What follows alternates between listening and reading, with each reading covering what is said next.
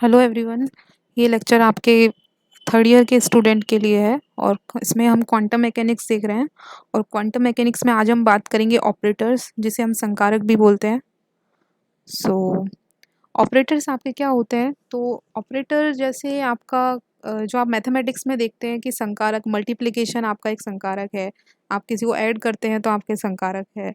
तो plus minus multiplication divide divide करना, तो जो भी आपका हाँ, मतलब और तो जो भी आपके मतलब ऑपरेटर लगाने के बाद आपको जो रिजल्ट मिलता है वो डिफरेंट मिलता है।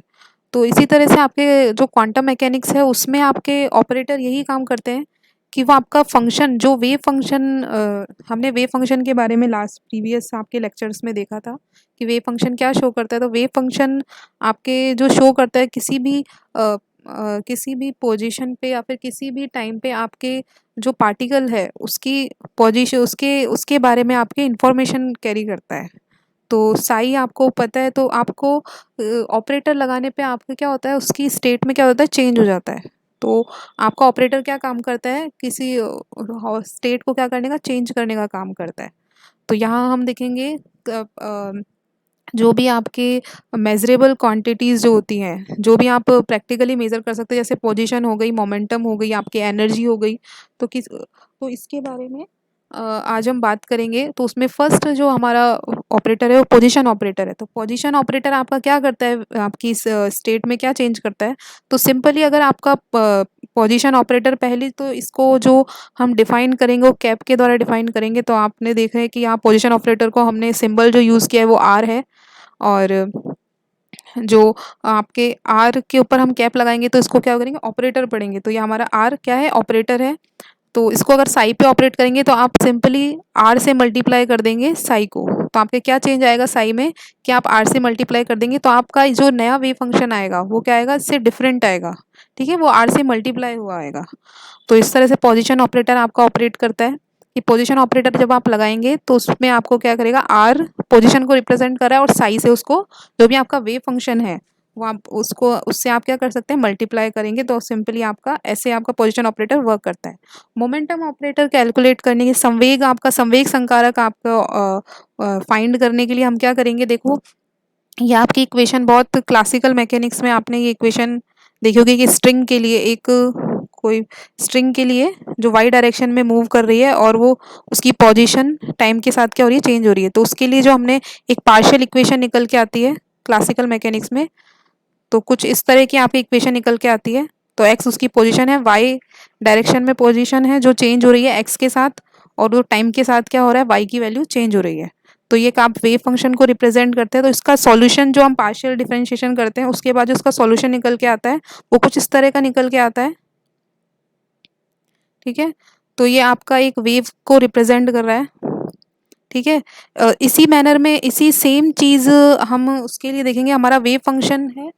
तो इसमें जो वेरी कर रही है वो हमारी क्या कर रही है, उसके जो भी हमारी चीज़ें हैं, जैसे हमने बताया था कि आपके जो क्लासिकल मैकेनिक्स होते हैं उसमें हम हर एक चीज़ एक्यूरेटली मेज़र कर सकते हैं, लेकिन आपके जो क्वांटम मैकेनिक्स होती है उसमें आप चीज़ें एक्यूरेटली मेज़र नहीं कर सकते। उसमें आपको पॉसिबिलिटी मिलती है, आप प्रोबेबिलिटी निकाल सकते हो कि किसी पार्टिकल के पाए जाने की प्रोबेबिलिटी कितनी होगी। ये नहीं है कि वो कंफर्म यहीं पाया जाएगा, तो हम उसकी मोस्ट प्रोबेबल स्टेट निकाल सकते हैं कि वो उसकी प्रोबेबिलिटी का कितनी है किसी पोजीशन में पाए जाने की। तो यही चीज़ हमने अनसर्टेनिटी प्रिंसिपल में देखी थी। सो जैसे कि आप आपके जब भी आप इलेक्ट्रोमैग्नेटिक वेव देखते हैं तो उसमें कोई चीज़ वेरी कर रही है। वेव का मतलब क्या है, कि कोई चीज़ वेरी कर रही है।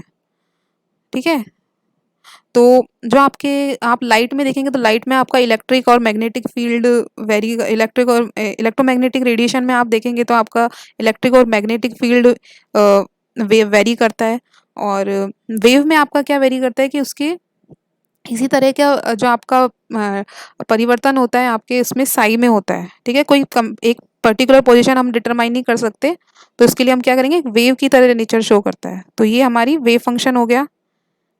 ठीक है, किसी भी वन डायमेंशनल मूविंग पार्टिकल के लिए। ठीक है, किसी भी एक डायरेक्शन में, क्योंकि ये सिर्फ एक्स डायरेक्शन में मूव कर रहा है, तो किसी एक डायरेक्शन में मूव करने के लिए किसी भी पार्टिकल की साई उसकी स्टेट को शो कर रहा है। ठीक है, आपको पता है कि के क्या होता है, आपका वेव वेक्टर होता है। तो के की वैल्यू क्या होती है 2 पाई अपॉन लैम्डा। और लैम्डा आपको पता है डी ब्रॉगली हाइपोथेसिस से हम जानते हैं, डी ब्रॉगली परिकल्पना से हम जानते हैं कि लैम्डा आपका क्या होता है h/px। क्योंकि हम एक्स डायरेक्शन, अभी एक्स डायरेक्शन की बात करें तो हमने यहाँ क्या लिया है, एक्स डायरेक्शन में मोमेंटम लिया है। तो इसको हम लिखेंगे तो के आपकी की वैल्यू, इधर हम वैल्यू पुट कर देंगे आपके के की जगह लैम्डा, लैम्डा की वैल्यू पुट करने पे हमारे पास के की वैल्यू आएगी px/h कट। इधर इसी तरह से आपको जो प्लांक के नियम से पता है कि E इजिकल्स टू आपका क्या होता है एच न्यू। तो इधर से आप ओमेगा की वैल्यू निकाल सकते हैं। तो 2 पाई से आप मल्टीप्लाई कर देंगे तो 2 पाई न्यू यहाँ फ्रीक्वेंसी है आपकी। तो इसका h/2 पाई को क्या हम क्या बोलते हैं एच कट। और ये हमारे क्या हो जाएगा ओमेगा। तो ओमेगा की वैल्यू आपकी क्या आ गई E/h कट। इसको हम सॉल्यूशन में रख देंगे के की जगह और ओमेगा की जगह, तो हमारे पास ये इक्वेशन निकल के आती है। तो ये आपका हो जाता है साई। ठीक है। अगर हमें मोमेंटम की वैल्यू निकालनी है तो हम क्या करेंगे, एक्स के रेस्पेक्ट में इसको क्या कर देंगे, डिफरेंशिएट कर देंगे। ठीक है। तो डिफरेंशिएट इस इक्वेशन को आप एक्स के रेस्पेक्ट में करेंगे तो क्या आएगा d/dx।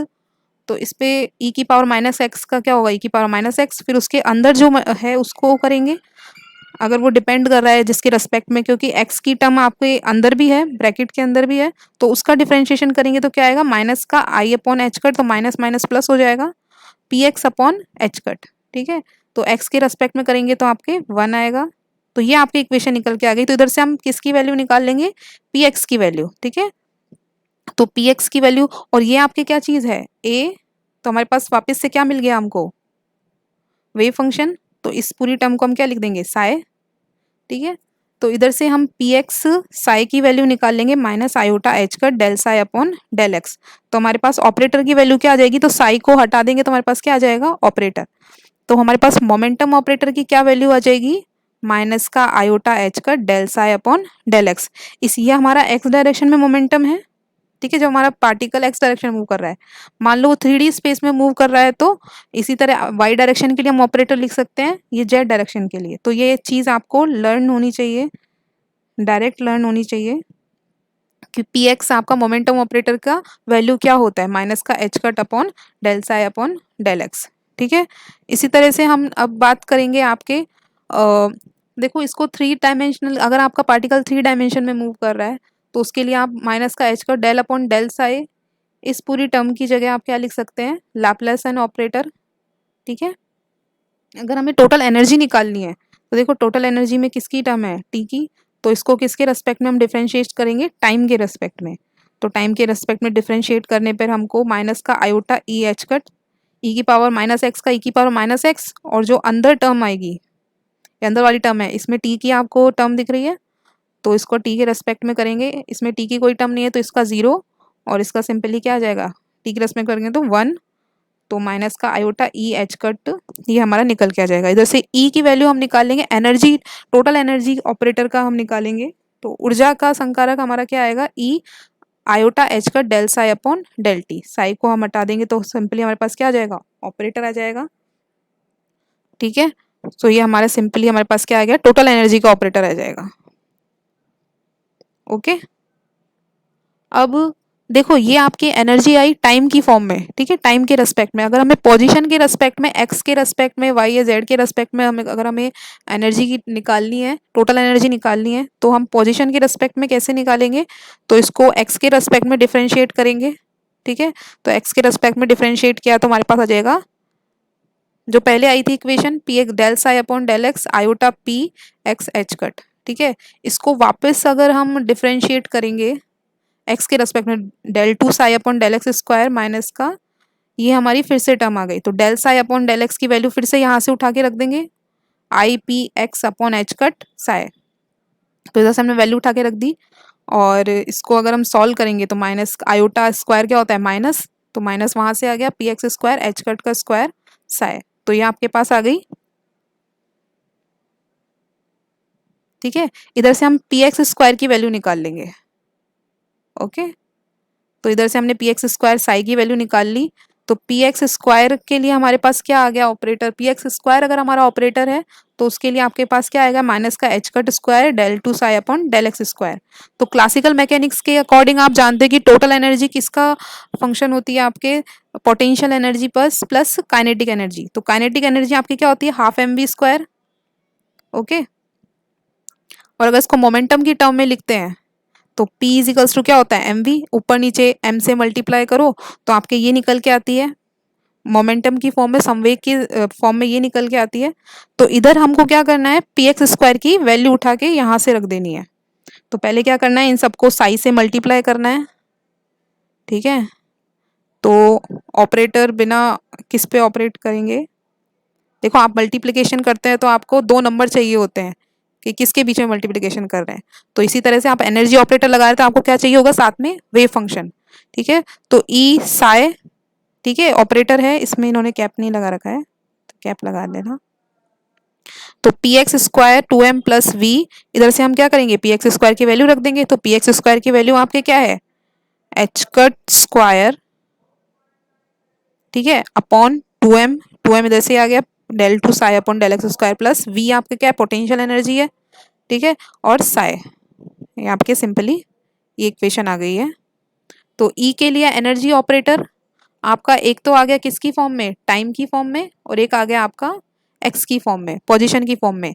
तो इसमें आपको पता है, क्लियरली दिख ही रहा है कि जो ये वाले टर्म है ये आपकी क्या है, काइनेटिक एनर्जी की टर्म है, और ये वाली आपकी क्या है, पोटेंशियल एनर्जी की टर्म है।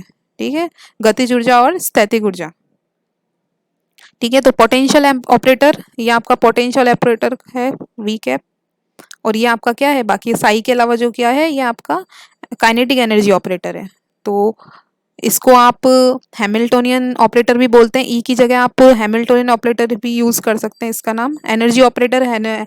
एनर्जी ऑपरेटर को हम हैमिल्टन ऑपरेटर भी बोलते हैं। तो काफ़ी जगह आपको आगे चल के हैमिल्टन ऑपरेटर भी देखने को मिलेगा इसका नाम। तो इधर हैमिल्टन ऑपरेटर हमने, ये आपका आ गया। ठीक है, ये सिर्फ आपका एक्स डायरेक्शन के लिए है। ठीक है, अगर आपका पार्टिकल 3D में मूव कर रहा है, त्रिविमीय मूव कर रहा है, तो आपके लिए इसमें आपको p x square, p y square, p z square, ये आपको वैल्यू लेनी पड़ेगी। तो इसको हम डेल स्क्वायर से रिप्रेजेंट करेंगे। तो आपका अगर 1D मोशन है, ठीक है, तो आपके इक्वेशन कुछ ऐसी होगी, और अगर आपकी 3D मोशन है तो आपके लिए इक्वेशन कुछ ऐसी होगी। ठीक है, तो ये आपके ऑपरेटर होंगे, तो इनकी आपको डायरेक्ट वैल्यू लर्न करनी है, और ये इस तरह से हम कैलकुलेट करते हैं। तो इनको एक बार देख लेते हैं कि क्लासिकल और क्वांटम मैकेनिक्स में ऑपरेटर कैसे होते हैं। तो position operator x y z, x direction में, इसमें एक्स कैप रिप्रेजेंट करते हैं, वाई कैप में इधर वाई कैप है, जेड डायरेक्शन में, और आर कैप। ठीक है, p x, p y, p z, ये आपके क्लासिकल में आप इस तरह से नोटेशन देते हैं, और क्वांटम मैकेनिक्स में आपके क्या है, माइनस का H cut del psi upon del X, minus का H cut del del upon del psi, minus का H cut del upon del Z, और टोटल जो आपका है 3D में अगर मूव करे तो माइनस का एच कट डेल। ठीक है, टोटल एनर्जी ये टाइम की फॉर्म में है आपका, और ये आपका क्या है, अगर 1D मोशन है या फिर 3D मोशन है तो आपका डेल स्क्वायर। काइनेटिक एनर्जी का आपको पता है, माइनस का H cut square two m upon del two upon del x square, h cut square minus का टू एम डेल स्क्वायर। तो आप देख रहे हैं कि क्लासिकल मैकेनिक्स और क्वांटम मैकेनिक्स में बहुत आपका डिफरेंस है। ठीक है, तो आज के लिए इतना ही, और ये आपका आज का क्वेश्चन है। तो आपको एक वेव फंक्शन दिया हुआ है, ठीक है, ये एक आइगन फंक्शन है, और ऑपरेटर आपको दिया हुआ है, ऑपरेटर की वैल्यू ये है, तो आपको आइगन वैल्यू फाइंड करनी है। ठीक है, आपको आइगन फंक्शन बताना है और आपको आइगन वैल्यू बतानी है। तो आपको ये प्रीवियस आप लेक्चर देखेंगे तो आपको ये आप ये कर पाएंगे क्वेश्चन। तो ये बहुत इजी क्वेश्चन है, तो इसको एक बार ट्राई करना। सो आज के लेक्चर में बस इतना ही देखेंगे। Thank you.